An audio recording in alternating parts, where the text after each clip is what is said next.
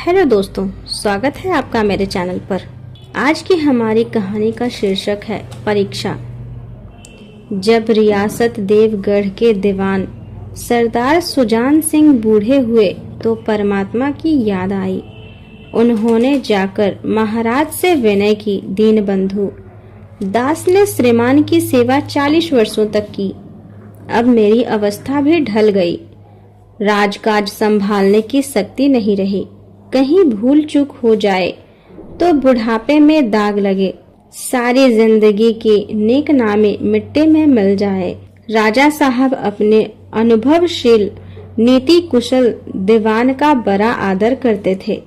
बहुत समझाया, लेकिन जब दीवान साहब न माने तो हार कर उनकी प्रार्थना स्वीकार कर ली। साथ ही यह शर्त लगा दी कि रियासत के लिए नया दीवान आपको ही ढूंढना होगा।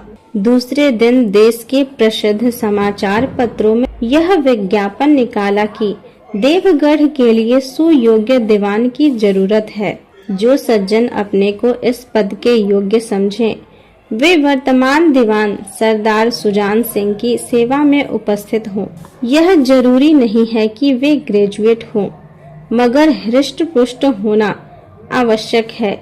1 महीने तक उम्मीदवारों के रहन सहन आचार विचार की देखभाल की जाएगी। विद्या का कम परंतु कर्तव्य का अधिक विचार किया जाएगा। जो महाशय इस परीक्षा में खरे उतरेंगे वे इस पद पर सुशोभित होंगे। इस विज्ञापन ने पूरे देश में हलचल मचा दी। ऐसा ऊंचा पद और किसी प्रकार की कैद नहीं, केवल नसीब का खेल है। सैकड़ों आदमी अपना अपना भाग्य परखने के लिए चल पड़े। देवगढ़ में नए नए और रंग बिरंगे मनुष्य दिखाई देने लगे। प्रत्येक रेलगाड़ी से उम्मीदवारों का एक मेला सा उतरता। कोई पंजाब से चला आता था, कोई चेन्नई से, कोई नए फैशन का प्रेमी तो कोई पुरानी सादगी पर मिटा हुआ। पंडितों और मौलवियों को भी अपने अपने भाग्य की परीक्षा देने का अवसर मिला। रंगीन चोगे और नाना प्रकार के अंगरखे और कनटोपे देवगढ़ में अपनी सज धज दिखाने लगे, लेकिन सबसे विशेष संख्या ग्रेजुएटों की थी। सरदार सुजान सिंह ने इस महानुभावों के आदर सत्कार का बड़ा अच्छा प्रबंध कर दिया था।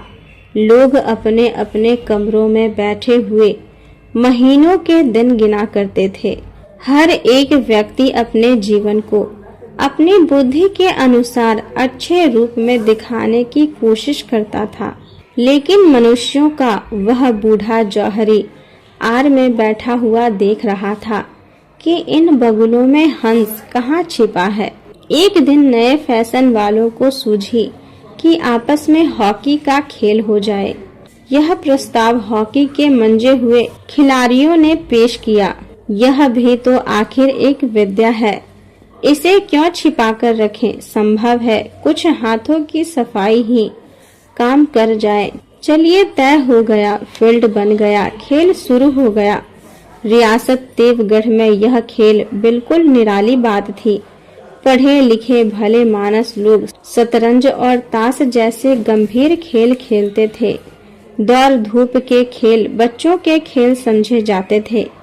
खेल बड़े उत्साह से चल रहा था। धावक जब गेंद को लेकर तेजी से दौड़ते तो ऐसा जान पड़ता था कि कोई लहर बढ़ती चली आती हो, लेकिन दूसरी ओर के खिलाड़ी इस बढ़ती हुई लहर को इस तरह रोक लेते थे कि मानो लोहे की दीवार हो। संध्या तक यही धूमधाम रही।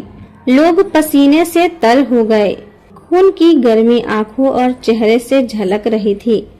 हाफते हाफते बेदम हो गए, लेकिन हार जीत का निर्णय न हो सका। अंधेरा हो गया था। इस मैदान में जरा दूर हटकर एक नाला था। उस पर कोई पुल न था। पथिकों को नाले में से चलकर रास्ता पार करना पड़ता था। खेल अभी बंद ही हुआ था और खिलाड़ी लोग दम ले रहे थे कि एक किसान अनाज से भरी हुई गाड़ी लिए हुए उस नाले में आया, लेकिन कुछ तो नाले में कीचड़ था और कुछ उसकी चढ़ाई इतनी ऊंची थी कि गाड़ी ऊपर न चढ़ पाई। वह कभी बैलों को ललकारता, कभी पहियों को हाथ से धकेलता, लेकिन बोझ अधिक था और बैल कमजोर। गाड़ी ऊपर को न चढ़ती और अगर चढ़ती भी तो कुछ दूर चढ़कर फिर खिसक कर नीचे पहुंच जाती। किसान बार बार जोर लगाता और बेचारा इधर उधर निराश होकर ताकता, मगर वहां कोई नजर न आता। गाड़ी को अकेले छोड़कर कहीं जा भी नहीं सकता था, बड़ी विपत्ति में फंसा हुआ था। इसी बीच खिलाड़ी हाथों में हॉकी लिए घूमते घूमते उधर से निकले। किसान ने उनकी ओर सहमी हुई आंखों से देखा, परंतु किसी से मदद मांगने का साहस न हुआ। खिलाड़ियों ने भी उनको देखा, मगर बंद आंखों से, जिनमें सहानुभूति न थी। उनमें स्वार्थ था, मद था, मगर उदारता और भाईचारे का नाम भी न था। लेकिन उसी समूह में एक ऐसा मनुष्य था जिसके हृदय में दया थी और साहस था। आज हॉकी खेलते हुए उसके पैरों में चोट लग गई थी। लंगड़ाता हुआ धीरे धीरे चला आ रहा था। अकस्मात उसकी निगाह गाड़ी पर पड़ी। उसे किसान की सूरत देखते ही सब बातें ज्ञात हो गई। हॉकी को एक किनारे रख दिया, कोट उतार डाला और किसान के पास जाकर बोला, मैं तुम्हारी गाड़ी निकाल दूं? किसान ने देखा, एक गठे हुए बदन का लंबा आदमी सामने खड़ा है। झुककर बोला, हुजूर, मैं आपसे कैसे कहूँ? युवक ने कहा, मालूम होता है तुम यहाँ बड़ी देर से फंसे हुए हो। अच्छा, तुम गाड़ी पर जाकर बैलों को साधो, मैं पहिया को धकेलता हूँ, अभी गाड़ी ऊपर चढ़ जाएगी। किसान गाड़ी पर जा बैठा। युवक ने पहियों को जोर लगाकर धकेला। कीचड़ बहुत ज्यादा था, वह घुटने तक जमीन में गिर गया, लेकिन हिम्मत न हारी। उसने फिर से जोर लगाया। उधर किसान ने बैलों को ललकारा, बैलों को सहारा मिला, हिम्मत बंध गई। उसने अपने कंधे झुकाकर एक बार और जोर लगाया तो गाड़ी नाले के ऊपर थी। किसान युवक के सामने हाथ जोड़कर खड़ा हो गया। बोला, महाराज, आपने आज मुझे उबारा, नहीं तो सारी रात यहीं बैठना पड़ता। युवक ने हंसकर कहा, अब मुझे कुछ इनाम दे रहे हो क्या? किसान ने गंभीर भाव से कहा, नारायण चाहेंगे तो दीवानी आपको ही मिलेगी। युवक ने किसान की तरफ गौर से देखा। उसके मन में एक संदेह हुआ, कहीं ये सरदार सुजान सिंह तो नहीं? आवाज मिलती है, चेहरा मोहरा भी वही लगता है। किसान ने भी उसकी ओर तीव्र दृष्टि से देखा, शायद उसके दिल के संदेह को भांप गया। मुस्कुराकर बोला, गहरे पानी में बैठने से ही मोती मिलती है। महीना पूरा हुआ और चुनाव का दिन आ पहुंचा। उम्मीदवार लोग प्रातः काल से अपनी अपनी किस्मत का फैसला सुनने के लिए उत्सुक थे। दिन काटना पहाड़ हो गया। प्रत्येक के चेहरे पर आशा और निराशा के रंग आते जाते थे। नहीं मालूम आज किसके नसीब जागेंगे, ना जाने किस पर लक्ष्मी की कृपा दृष्टि होगी। संध्या के समय राजा साहब का दरबार सजाया गया। शहर के रईस और धनाढ्य, राज कर्मचारी और दरबारी तथा दीवानी के उम्मीदवारों का समूह सब सज धज कर दरबार में आ विराजे। उम्मीदवारों के कलेजे धड़क रहे थे। तब सरदार सुजान सिंह ने खड़े होकर कहा, दीवानी के उम्मीदवार महाशयों, मैंने आप लोगों को जो कष्ट दिया है उसके लिए आप मुझे क्षमा कीजिए।